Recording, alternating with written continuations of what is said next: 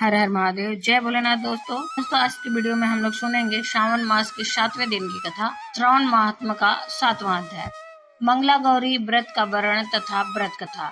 ईश्वर बोले, हे सनत कुमार, अब मैं अत्युत्तम भौम व्रत का वर्णन करूंगा, जिसके अनुष्ठान करने मात्र से वैधव्य नहीं होता। विवाह होने के पश्चात 5 वर्षों तक यह व्रत करना चाहिए। इसका नाम मंगला गौरी व्रत है। यह पापों का नाश करने वाला है। विवाह के पश्चात प्रथम श्रावण शुक्ल पक्ष में पहले मंगलवार को यह व्रत आरंभ करना चाहिए। केले के खम्भों से सुशोभित एक पुष्प मंडल बनाना चाहिए और उसे अनेक प्रकार के फलों तथा रेशमी वस्त्रों से सजाना चाहिए। उस मंडप में अपने सामर्थ्य के अनुसार देवी की सुवर्णमयी अथवा अन्य धातु की बनी प्रतिमा स्थापित करनी चाहिए। उस प्रतिमा को 16 उपचारों से, 16 दुर्वा दलों से, 16 चावलों से तथा 16 चने की दालों से मंगला गौरी नामक देवी की पूजा करनी चाहिए और 16 बत्तियों से 16 दीपक जलाने चाहिए। दही तथा भात का नैवेद्य भक्ति पूर्वक अर्पित करना चाहिए। देवी के पास ही पत्थर का सील और लोढ़ा स्थापित करना चाहिए। 5 वर्षों तक इस प्रकार से करने के पश्चात उद्यापन करना चाहिए। माता को वायन प्रदान करना चाहिए, जिसकी विधि आप सुनिए। अपने सामर्थ्य अनुसार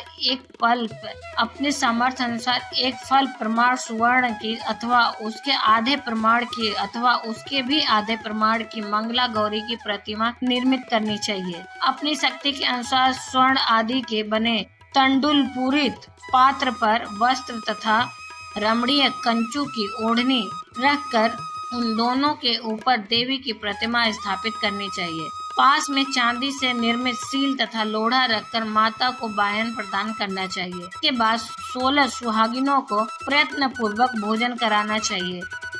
हे विप्र, इस विधि से व्रत करने पर 7 जन्मों तक सौभाग्य बना रहता है और पुत्र पौत्र आदि के साथ संपदा विद्यमान रहती है। सनत कुमार बोले, सर्वप्रथम इस व्रत को किसने किया था और किसको इसका फल प्राप्त हुआ? हे शंभो, जिस तरह से मुझे इसके प्रति निष्ठा हो गई, कृपा करके वैसे ही बताइए। ईश्वर बोले, हे सनत कुमार, पूर्व काल में कुरु देश में श्रुतकीर्ति नामक एक विद्वान कीर्तिशाली शत्रुओं का नाश करने वाला 64 कलाओं का ज्ञाता तथा धनुर्विद्या में कुशल राजा हुआ था। पुत्र के अतिरिक्त अन्य सभी शुभ चीजें उस राजा के पास थी।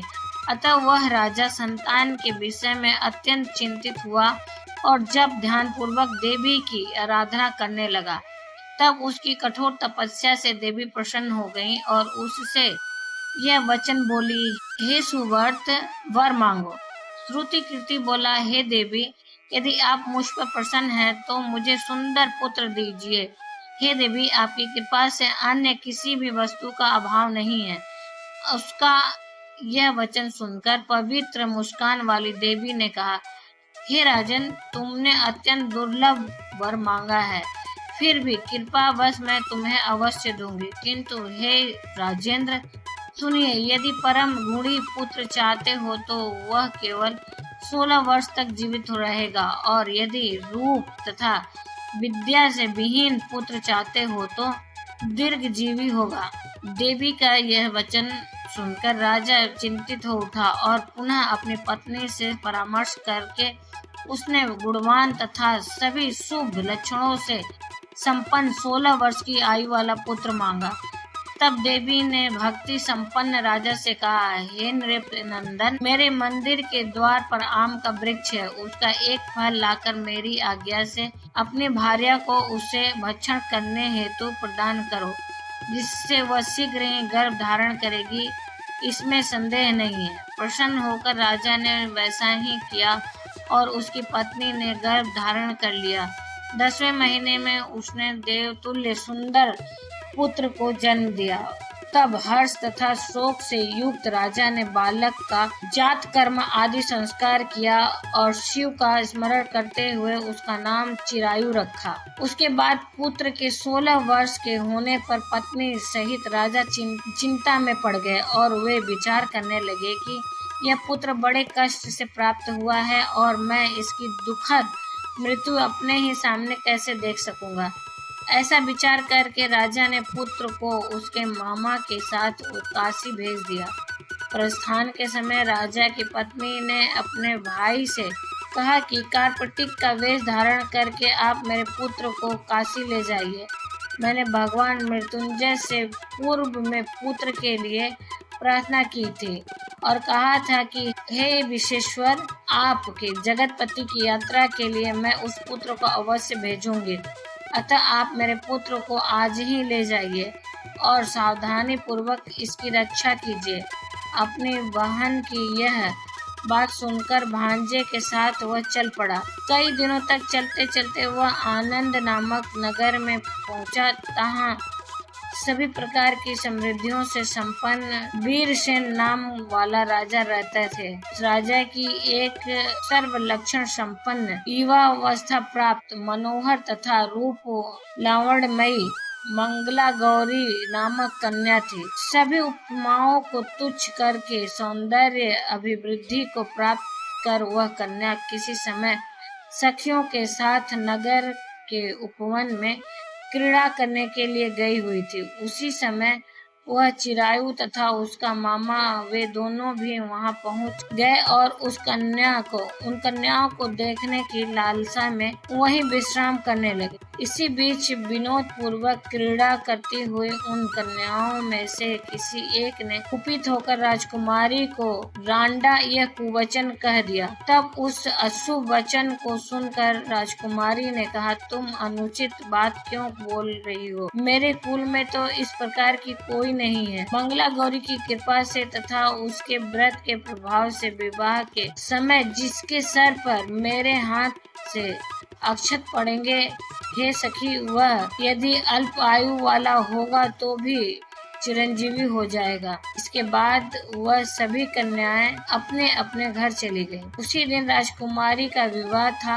वाहिक देश की दीर्घधर्मा नामक राजा के सुकेतु नाम वाले पुत्र के साथ उसका विवाह निश्चित किया गया। वह सुकेतु विद्याहीन, कुरूप तथा बरहा था।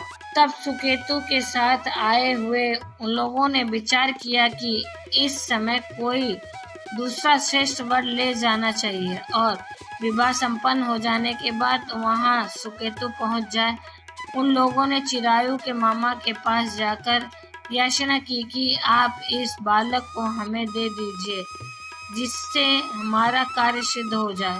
इस पृथ्वी पर परोपकार के समान दूसरा कोई धर्म नहीं है। कि बात सुनकर चिरायु का मामा मन ही मन बहुत प्रसन्न हुआ, क्योंकि उसने उपवन में पहले ही कन्या मंगला गौरी की बात सुन ली थी। फिर भी उसने एक बार कहा कि आप लोग इसे किस लिए मांग रहे हैं? कार्य की सिद्धि हेतु वस्त्र, अलंकार आदि मांगे जाते हैं। वर तो कहीं भी नहीं मांगा जाता। तथापि आप लोगों का सम्मान रखने के लिए मैं इसे दे रहा हूँ। इसके बाद चिरायु को यहाँ ले जाकर उन लोगों ने विवाह संपन्न कराया। सप्तपदी आदि के हो जाने पर रात्रि में शिव पार्वती की प्रतिमा के समक्ष चिरायु ने हर्ष युक्त होकर मंगला गौरी के साथ शयन किया। उसी दिन चिरायु के 16 वर्ष पूर्ण हो चुके थे और अर्धरात्रि में साक्षात काल सर्प रूप में वहां आ गया। इसी बीच संयोगवश राजकुमारी जाग गई। उसने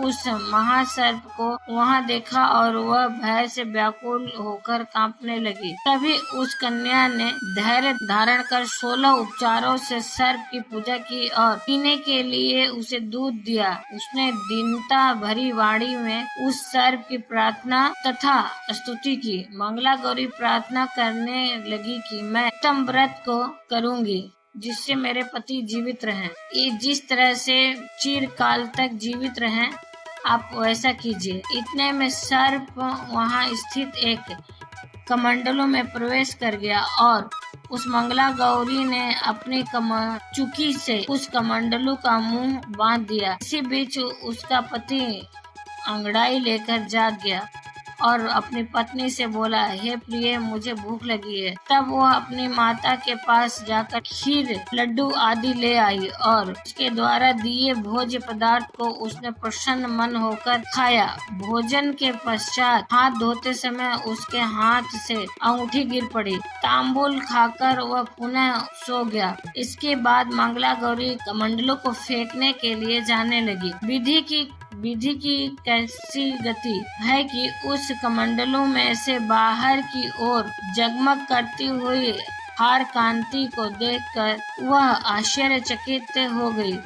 घर में स्थित उस हार को उसने अपने कंठ में धारण कर लिया। के बाद कुछ रात शेष रहते ही चिरायु का मामा आकर उसे ले गया। उसके बाद वर पक्ष के लोग केतु को वहाँ ले आए। उसे देख मंगला गौरी ने कहा कि यह मेरा पति नहीं है। तब उन सभी ने उससे कहा, सुबह तुम यह क्या बोल रही हो?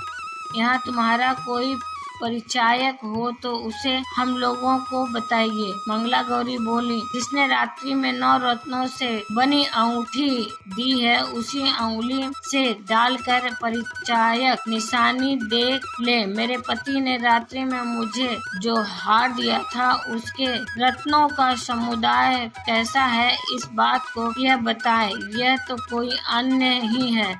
इसके अतिरिक्त रात्रि में आम सींचते समय उसका पैर कुमकुम से लिप्त हो गया। वह मेरी जांच पर अभी विचार कर उसे आप लोग शीघ्र देख लें। वह मेरी जांघ पर अब भी विद्यमान है, उसे आप लोग शीघ्र देख लें। साथ ही रात में परस्पर भाषण तथा भोजन आदि जो कुछ किया गया था, उसे भी यह बता दे। तब यह निश्चित ही मेरा पति है। इस प्रकार उसका वचन सुनकर सभी ठीक है कहने लगे, किंतु जब एक भी बात न मिली तब सभी ने सुकेतु को उसका पति होने से निषिद्ध कर दिया और वर पक्ष वाले जिस तरह से आए थे उसी तरह से चले गए। उसके बाद अपने वंश को बढ़ाने वाले महान यश से संपन्न तथा परम मनस्वी मंगला गौरी के पिता ने अन्न पान किए आदि का सत्र चलाया। उन्होंने वर पक्ष का वृत्तांत कानों कान सुन लिया कि स्वरूप से कुरूप होने के कारण लोगों के द्वारा किसी अन्य को वर के रूप में आदर पूर्वक लाया गया था। तब उन्होंने अपनी कन्या को पर्दे के भीतर बिठा दिया। उसके बाद 1 वर्ष बीतने पर यात्रा करके चिरायु अपने मामा के साथ यह देखने आया कि विवाह के बाद वहाँ क्या हुआ। तब उसे गवाक्ष के भीतर से देखकर वह मंगला गौरी अत्यंत प्रसन्न हुई और माता पिता से बोली कि मेरे पति आ गए हैं। राजा ने अपने सहजनों को बुलाकर पूर्व में कहे गए सभी परिचायकों को निशानी देखकर मंद मुस्कान वाली अपनी कन्या चिरायु को सौंप दी। राजा ने शिष्ट जनों को साथ लेकर विवाह का उत्सव कराया। के बाद राजा वीरसेन ने वस्त्र आभूषण आदि, सेना, घोड़े, रथ और अन्य भी बहुत सी सामग्रियां देकर उन्हें विदा किया। के बाद कुल को आनंदित करने वाला यह चिरायु पत्नी तथा मामा को साथ लेकर सेना के साथ अपने नगर पहुंचा। लोगों के मुख से उसे आया हुआ सुनकर माता पिता को विश्वास नहीं हुआ। उन्होंने सोचा कि प्रारब्ध अन्यथा कैसे हो सकता है। इतने में वह अपने माता पिता के पास आ गया और स्नेह से परिपूर्ण वह चिरायु भक्ति पूर्वक उनके चरणों में गिर गया। तब अपने पुत्र का मस्तक को चूमकर उन दोनों ने परम आनंद प्राप्त किया। पुत्र वधू मंगला गौरी ने भी सास ससुर को प्रणाम किया। तब सास उसे अपनी गोद में बिठाकर सारा वृत्तांत शीघ्रता पूर्वक पूछने लगी। हे महागुणे, तब पुत्र वधू ने भी मंगला गौरी के उत्तम व्रत महात्म तथा जो कुछ घटित हुआ था वह सब वृत्तांत बताया। हे सनत कुमार, मैंने आपसे इस मंगला गौरी व्रत का वर्णन कर दिया। जो कोई भी इसका श्रवण करता है अथवा जो इसे कहता है उसके सभी मनोरथ पूर्ण हो जाते हैं, इसमें संदेह नहीं है। सुजति बोले, हे ऋषियों, इस प्रकार शिव जी ने सनत कुमार को यह मंगला गौरी व्रत बताया और उन्होंने सभी कार्यों को पूर्ण करने वाली इस व्रत को सुनकर महान आनंद प्राप्त किया। इस प्रकार श्री स्कंद पुराण के अंतर्गत ईश्वर सनत कुमार संवाद में श्रावण मास महात्म्य में मंगला गौरी व्रत कथन नामक 7वां अध्याय पूर्ण हुआ। श्रावण मास के 8वें अध्याय को हम लोग सुनेंगे कल के वीडियो में दोस्तों। उम्मीद करते हैं ये वीडियो आपके लिए उपयोगी होगा और तनिक मात्र भी ये वीडियो आपके लिए उपयोगी है दोस्तों तो लाइक करिए, मेरे चैनल को सब्सक्राइब करिए, बेल नोटिफिकेशन अवश्य ही दबाइए जिससे कि आने वाली वीडियो आपको समय से प्राप्त हो सके दोस्तों। फिर मिलते हैं एक नए वीडियो में नए जानकारी के साथ, तब तक के लिए हर हर महादेव, जय भोलेनाथ दोस्तों। श्री शिवाय नमस्तुभ्यम। धन्यवाद दोस्तों।